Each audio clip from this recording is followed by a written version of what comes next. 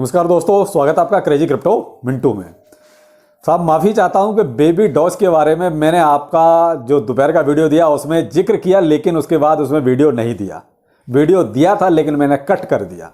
उसकी वजह थी कि वीडियो बहुत लंबा हो गया था और बेबी डॉज में कोई इतना बड़ा अपडेट उसमें था नहीं कि उसको उसमें रखना जरूरी था। तो मैंने यही कहा कि भाई ठीक है, वीडियो ज़्यादा लंबा हो रहा है, शाम को दे देंगे, ज़्यादा बड़ा अपडेट उसमें है नहीं। और वो मैंने उसमें बोला भी था कि बहुत छोटा सा अपडेट है, तो वही बस था। चलिए कोई नहीं, अब इस वीडियो में जो जो चीज़ है वो सब कवर करते हैं। एप्टॉस की है कोई न्यूज, FOMC, BTC नीचे क्यों आया और बेबी डॉज और फ्लोकी यूनि में क्या अपडेट हुआ, सारी चीज़ें कवर कर लेते हैं। अच्छा लगे तो लाइक सब्सक्राइब ठोक दीजिए, बेल आइकन इसमें भी दबा दीजिए। आपने उसमें बहुत अच्छा किया, उसमें मैंने देखा कि आपने जो है, क्योंकि YT स्टूडियो सब बता देता है, तो इस चैनल पे भी अपना घंटे का बटन जरूर दबा दीजिएगा। चलिए शुरू करते हैं। पहले बेबी डॉज, पहले यहीं से शुरू करते हैं। तो देखिए साहब, बेबी डॉज में कोई बहुत बड़ा अपडेट नहीं हो रहा है जैसे कि फ्लोकी न्यू में हो रहा है। ऐसा कुछ भी बेबी डॉज में नहीं है। केवल उनका जो स्वैप का टोटल वैल्यू लॉक है वो जरूर बहुत अच्छा खासा उन्होंने लॉक कर दिया है और वो बढ़ गया लगभग जो है $38 मिलियन, जो कि बहुत बड़ा ह्यूज अमाउंट हो जाता है। तो ये एक ऐसा अपडेट है जिसकी वजह से थोड़ा सा उसमें कहते हैं ना कि सेफ्टी बढ़ गई एक तरह से इन्वेस्टर के लिए, कि भाई इतना लॉक है, इसका मतलब कुछ ठीक है, दम है। वो कहता है पीछे खोखला नहीं है, तो थोड़ा सा उसमें ये दम पड़ जाती है टोटल वैल्यू लॉक से, ये आपको एक फायदा हो जाता है। बाकी देखिए, इनकी एक पार्टनरशिप और करने की सोच रहे हैं, लेकिन अभी जैसे उन्होंने डी राका के साथ पार्टनरशिप की थी, ऐसे Web3 में जो है ये गेमिंग प्लेटफॉर्म के साथ पार्टनरशिप करना चाहते हैं।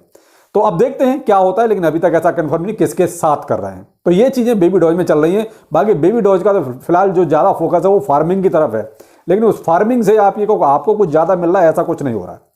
तो यहाँ बेबी डॉज में सिर्फ इतना ही है, बाकी और कुछ नहीं है। बेबी डॉज में अभी जो आपको 10-15% का जो उछाल नजर आया वो केवल इस वजह से आया कि मीम कॉइन सारे भागने लगे थोड़े से फ्लोकी की वजह से, क्योंकि फ्लोकी तो भागा अपनी वजह से कि भाई उसमें जो अपडेट हुए बहुत जबरदस्त हैं, अभी भी हो रहे हैं उसमें।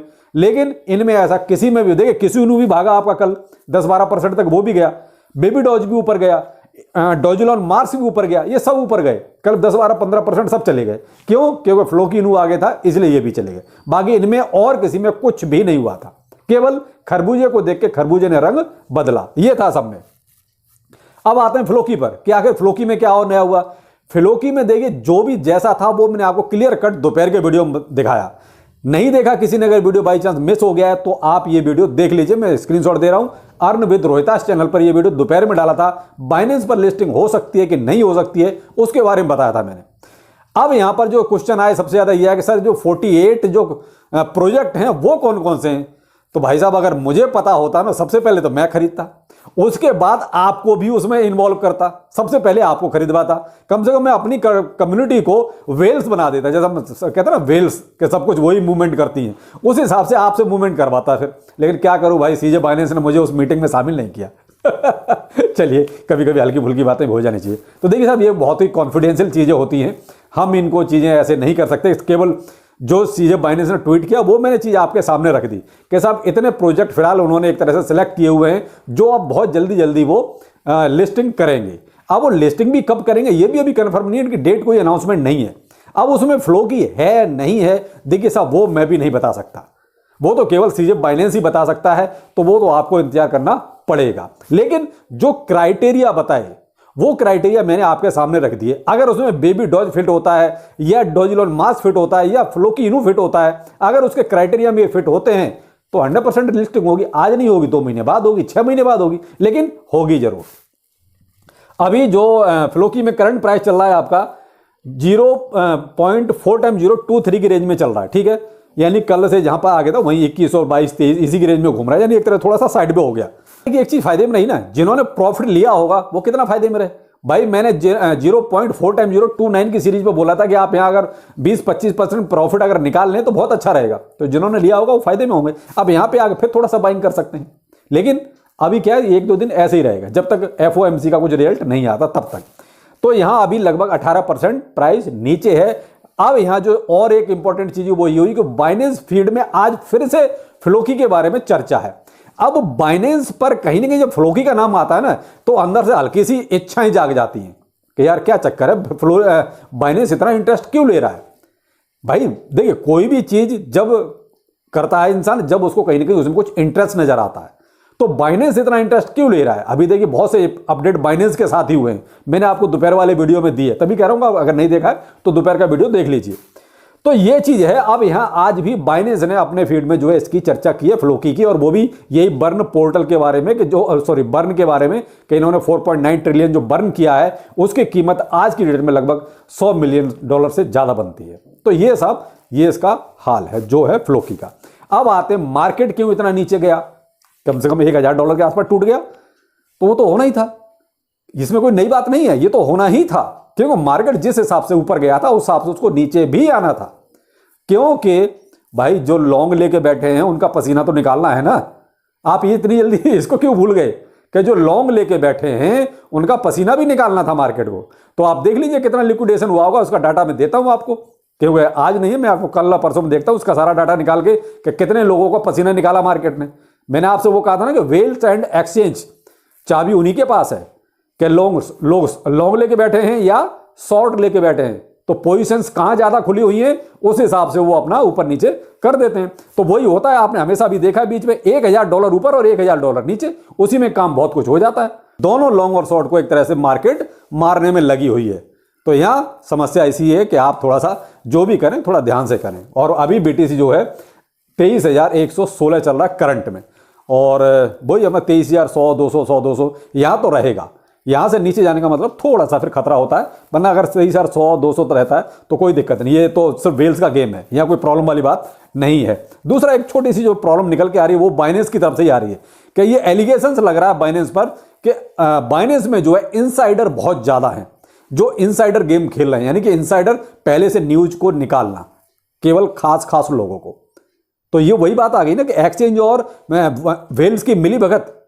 तो ये कहीं ना कहीं आज थोड़ा सा न्यूज चर्चा में है कि बाइनेंस पर ये चीजें बहुत ज्यादा हो रही हैं। अब ये फंड है या फंड फैलाया जा रहा है, ये थोड़ा सा आने वाला वक्त बताएगा, लेकिन ये चीज चल रही है और इस पर सीधे बाइनेंस भी कोई ना कोई क्लैरिफिकेशन जरूर देगा। लेकिन अब ये न्यूज निकली है तो देखते हैं कहां तक जाती है।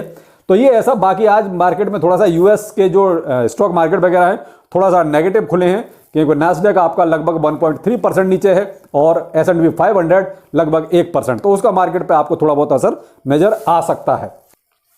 वजीरेक्स ने एक साहब मुश्किल खड़ी की है। वजीरेक्स ने क्या करा है साहब, कम से कम शायद 17-18 टोकन्स को वो अपने यहां से डीलिस्ट कर रहा है। तो ये समस्या और है कि पहले तो आप लिस्ट करो, उसके बाद जब दिल करे उनको डीलिस्ट कर दो। तो भाई जिनके पास भी ये 18 टोकन है वजीरेक्स पर, तो वो अपना देख लें, या तो वहां से विड्रॉ कर लें या दूसरे में ट्रांसफर होता है तो उसमें अपना ट्रांसफर कर लें। आपको 2 फरवरी शाम 5 बजे तक का टाइम मिला हुआ है वजीरेक्स पर। 18 टोकन है लगभग जो वो डीलिस्ट करने जा रहा है। कुछ के नाम बता देता हूं मैं, कॉर्टेक्स है, HIVE है, रेडियम है, SYS कॉइन है, सिया कॉइन है और पॉलीमैस है, और भी कॉइन है। मैं आपको पूरी लिस्ट दे रहा हूं, देख लीजिए। मैंने इसको जो है अपने टेलीग्राम पर भी शेयर कर दिया है और इसको मैं ट्विटर पर भी शेयर कर दूंगा। तो जो वीडियो में देखना चाहते हैं वीडियो में देख लें, नहीं तो टेलीग्राम या ट्विटर पर भी शेयर कर रहा हूं, वहां देख लीजिए। ये जरूर देख लीजिए क्योंकि ये वजीरेक्स वाली थोड़ी ज्यादा इंपॉर्टेंट न्यूज है। अब आते हैं एप्टॉस में भी कुछ लोगों ने पूछा सर ये एप्टॉस में क्या हुआ, ये क्या चल रहा है। तो देखो साहब, एप्टॉस में तो जो चल रहा था वो तो आपने सबने देखा, अब नीचे आया है तो उसमें भी कोई बड़ी बात नहीं, क्योंकि एप्टॉस में जो सबसे बड़ी कमी है वो आपको बताता हूं। इसकी वो कहता है अंदर वाली बहुत बड़ी कमी, वो ये है कि इसकी जो टोटल जो सप्लाई है ना, उसमें जो सर्कुलेशन सप्लाई है उसका 97% हिस्सा केवल 20 यानी 20 वॉलेट्स में ही है। अब वो 20 वॉलेट्स इंस्टीट्यूशंस के भी हो सकते हैं, सिंगल पर्सन के भी हो सकते हैं। अब यहां आप मान लीजिए, हम चलो 20 आदमी ही मान लेते हैं, 20 आदमियों के पास सर्कुलेटिंग सप्लाई का 97%, देख लीजिए आप। यानी ये 20 आदमी एप्टॉस के प्राइस को यहां भी ले जा सकते हैं और यहां से यहां भी ले जा सकते हैं। सारी की सारी चाबी किनके पास है, केवल इन 20 वॉलेट होल्डर्स के पास। एप्टॉस की सबसे बड़ी कमी है ये। इसमें 1 बिलियन टोकन तो केवल एप्टॉस फाउंडेशन के पास ही है। तो अब ये देख लीजिए, क्या ये खेली तो है। ये 20 लोग जब चाहें एप्टॉस के प्राइस को आसमान पे ले जाएं, जब चाहें नीचे ले आएं। तो हो सकता है किसी ने सेल मारा हो, उसे प्राइस थोड़ा नीचे आ गया, जब ये थोड़ा सा बाइंग कर लेंगे प्राइस धड़ाक से ऊपर चला जाएगा। एप्टॉस की सबसे बड़ी कमी है कि केवल चाबी किसके पास है, 20 लोगों के पास, और उसकी डबल चाबी किसके पास है, एप्टॉस फाउंडेशन के पास, जिसने 1 बिलियन टोकन अपने ही पास रखे हुए हैं। तो ये है साहब कुछ एप्टॉस की वो हकीकत जो शायद सबको नहीं पता होती। और बाकी प्राइस अभी लगभग जो है $17.7 के आसपास चल रहा है। मार्केट से भी टेंशन लेने की जरूरत नहीं है, क्योंकि मार्केट में मैंने आपको सुबह के वीडियो में बताया था कि जो फियर एंड ग्रीड इंडेक्स है वो 62, 61, 65 तक 64 तक गया था। तो ये क्या है कि अचानक से सब कुछ ग्रीन हो जाना, इतना बुलिश हो जाना, तो ये इतना बुलिश होने का मतलब यही था कि मार्केट ऊपर ले जाओ, वहां से गिराना है। क्योंकि एक साथ इतना बुलिश नहीं हुआ जाता भाई, धीरे धीरे कोई चीज होती है समझ में आती है।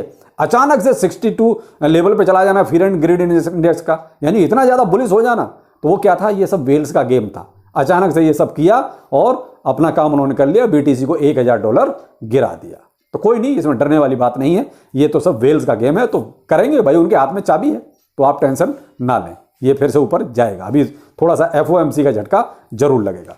तो चलिए फिर मिलते हैं, नमस्कार।